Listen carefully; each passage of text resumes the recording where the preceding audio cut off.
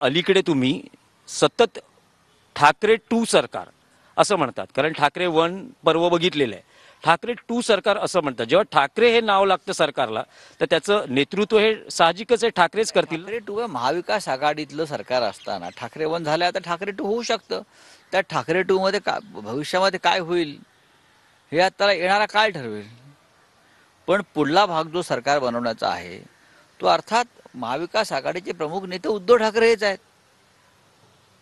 अर्थात माननीय शरद पवार साहेब आहेत, दिल्लीमध्ये राहुल गांधी आहेत, महाराष्ट्रात काँग्रेस पक्षाचं नेतृत्व आहे. पण काँग्रेस पक्षाचं नेतृत्व एक नाही आहे.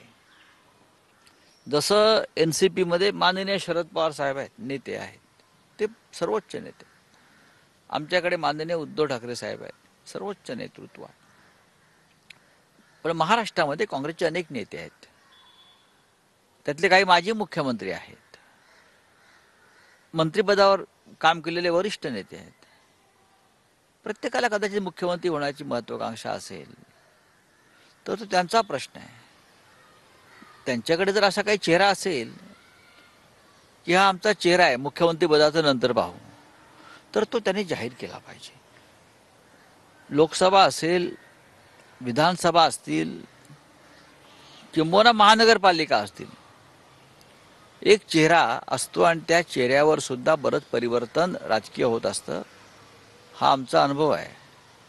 शरद पवार होते, शरद पवार साहेबांचा चेहरा होता म्हणून राष्ट्रवादीला इतक्या जागा मिळाल्या, हे लक्षात घ्या.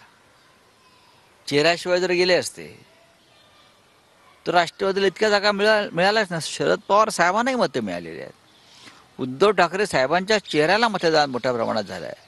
राहुल गांधी होते म्हणून काँग्रेसला 100चा टप्पा यावेळेला पार करता आला. चेहरा बिन चेहऱ्याचं राजकारणामध्ये सिनेमाच्या पडद्यावर हिरो लागतो नाही, हिरो लागतो तर तो खलनायकासमोर लोकांना लढण्याची प्रेरणा देतो ना. रावसाहेब, एक थोडक्यात